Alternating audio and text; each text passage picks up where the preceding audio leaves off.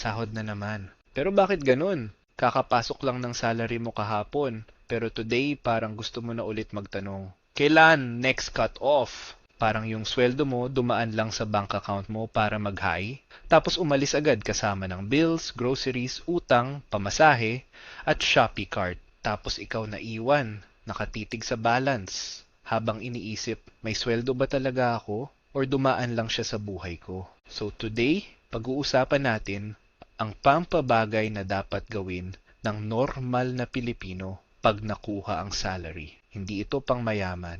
Hindi ito advice na mag-invest ka lang ng 50k monthly. Ate, kuya, kung may extra 50,000 pesos ako monthly, baka nasa Japan ako ngayon kumakain ng ramen. Hindi nagko-compute kung kasya pa ang budget hanggang next cut-off. This is for the normal Filipino. Yung may bills, cravings, family responsibilities, at deserve ko to moments. Let's start. Number 1, wag agad gumastos. Huminga muna. Pagpasok ng sahod, ang unang instinct natin minsan is celebration. Uy, may laman na ulit. Tapos biglang nasa food delivery app ka na. Check lang daw. Pero alam natin lahat, yung check lang ay opening ceremony ng gastos. Biglang may iced coffee, biglang may fries, biglang may delivery fee. Tapos sasabihin mo, okay lang, deserve ko to. And yes, deserve mo naman mag-enjoy. Pero ang tanong, deserve mo ba yung kape? Or deserve mo yung peace of mind na hindi ka kinakabahan 3 days before next sweldo? Magkaiba yun. So first rule, wag agad mag-check out, wag agad mag-order, wag agad bumili ng bagay na kahapon hindi mo naman iniisip. Before you spend, open your banking app, look at your salary and say, hindi ito jackpot, assignment ito. Every peso should have a job. May pambayad bills, may pangkain, may pang-ipon, may pang-emergency, at yes, may pang-enjoy din. Pero hindi pwedeng lahat sila mag-resign at pumunta sa milk tea. Try this. Wait a few hours before spending on wants. Kung kaya, wait 24 hours before buying anything non-essential. Kasi minsan, hindi mo naman talaga gusto yung item. Gusto mo lang maramdaman na may control ka ulit. Pero real control is not buying everything you want. Real control is knowing where your money should go first. Number 2, bayaran muna ang future self mo. Usually, ganito ang nangyayari pag payday. Bills muna. Groceries, utang, food, online shopping. Tapos kung may matira, savings. Ang problema, madalas walang natitira. Kasi yung natitira, kinain ng small gastos. 150 pesos dito, 200 doon. 89 pesos delivery fee. 120 pesos na snack. Hindi siya mukhang malaki isa-isa. Pero pag pinagsama mo, parang may secret employee ka na kumukuha ng sahod mo. So instead of saving what is left, do this. Save first, then spend what is left. Hindi kailangang malaki agad. Kung kaya mo 10%, great. Kung kaya mo 5%, okay. Kung kaya mo 500 every payday, good. Kung kaya mo 100 muna, still good. Ang goal muna is not to look rich. The goal is to build the habit. Kasi pag nasanay kang unahin ang future self mo, nagbabago ang mindset mo. Hindi ka na lang taong naghihintay ng sahod. You become someone who builds something every payday. And please, ilagay mo sa separate account. Kasi kung nasa main wallet mo lang yan, delikado. Savings daw pero pag nakita mo, uy, may extra pala ako.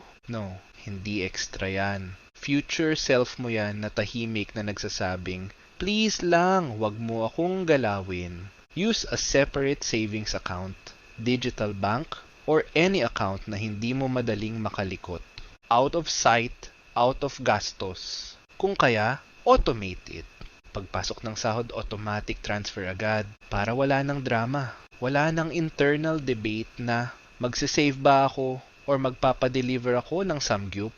Kasi pag gutom ka, talo ang savings. Number 3, bayaran ng essentials before lifestyle.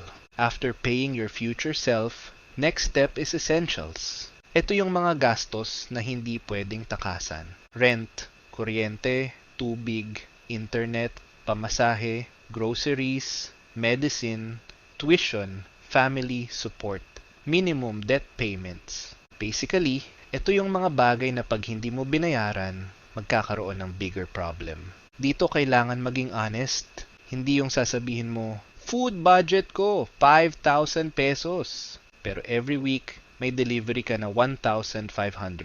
Friend, hindi budget yun. That is creative writing. List down your real expenses, not the cute version. Kasi hindi mo maayos ang budget kung hindi mo alam ang totoong gastos mo. Kung salary mo is 25K, ask yourself, magkano agad ang nawawala sa basic needs? Kung 18,000 agad, then alam mo na 7K na lang ang tunay mong breathing room. And that 7,000 is not automatically extra. That money still needs to cover savings, wants, emergencies, utang, and unexpected gastos. So don't guess. Write it down. A simple guide is this. If possible, keep your needs around 50% to 60% of your income. Pero let's be real. Sa Pilipinas, with rent, food prices, pamasahe, tuition, and family obligations, hindi ito laging madali. So don't use that rule to shame yourself.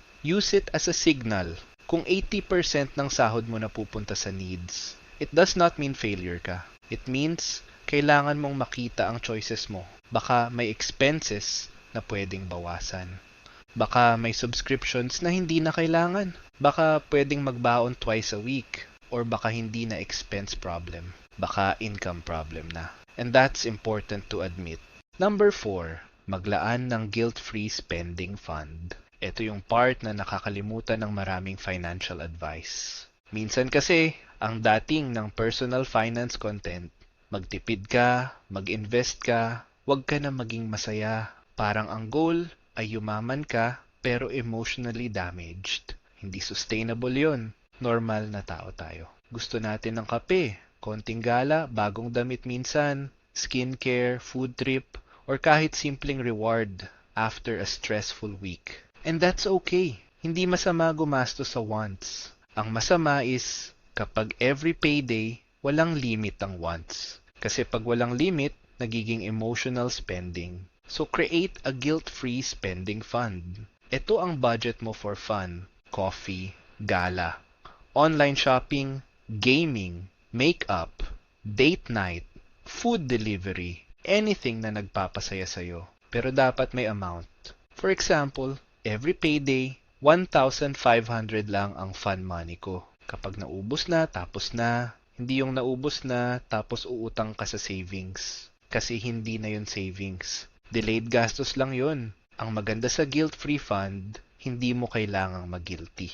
Kasi planned siya. Pag bumili ka ng iced coffee using your fun money, enjoy it. Huwag mong inumin habang iniisip, dapat nilagay ko ito sa investment. No, you are allowed to enjoy your money. The goal is not to remove joy. The goal is to put boundaries around joy. Hindi kailangan maging one-day millionaire. Hindi rin kailangan maging one-day monk. Be a normal person with a plan. Number 5. Protect your next payday. Most people only budget for this salary, pero hindi nila pinoprotektahan ang next payday. Kaya pag may unexpected expense, doon nagkakagulo. Biglang may birthday, biglang may ambagan, biglang may nasira, biglang may check-up, biglang may school project, biglang may message na, "Anak, baka naman..." And because walang buffer, ang ending, credit card, utang, gamit savings, or tiis hanggang next sweldo. So every payday, maglaan kahit konti for protection. This includes emergency funds, sinking funds, and debt payments. Emergency fund is for real emergencies. Medical needs, job loss, urgent repairs, important family needs. Hindi emergency ang sale. Hindi emergency ang last stock na lang. Hindi emergency ang add to cart now, decide later. Your emergency fund is not for your inner child. It is for your actual survival. Start small. Kung wala ka pa, target mo muna 5,000 pesos. Then 10K. Then 1 month of expenses. Hindi kailangan buuin agad. Kailangan mo lang simulan. Next is sinking funds. Ito yung savings for expected future gastos. Kasi hindi naman surprise ang Christmas.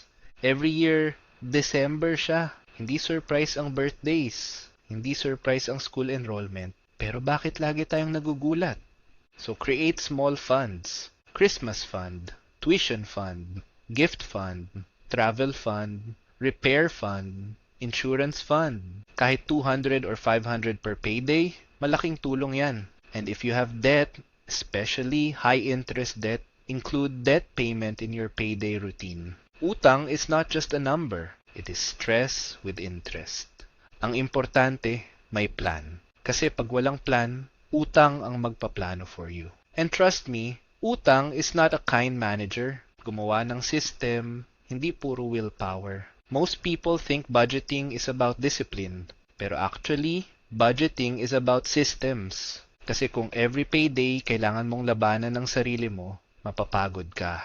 So instead of relying on willpower, design your payday system. Pagpasok ng sahod, divide agad into buckets. Savings, bills and needs, emergency or sinking funds, debt payments, fun money. You can use separate accounts, envelopes, notes app, spreadsheet, or kahit simpleng list lang. Hindi kailangan aesthetic. Ang kailangan, gumagana. Automate what you can. Auto-transfer to savings. Schedule bills. Set reminders. Separate your spending money. Kasi ang pera, kapag madaling galawin, madaling mawala. Parang chip sa harap mo habang nanonood ng Netflix. Hindi mo mapapansin, ubos na. So recap tayo. Pag nakuha mo ang salary, number 1, pause first. Number 2, pay your future self. Number 3, pay your essentials.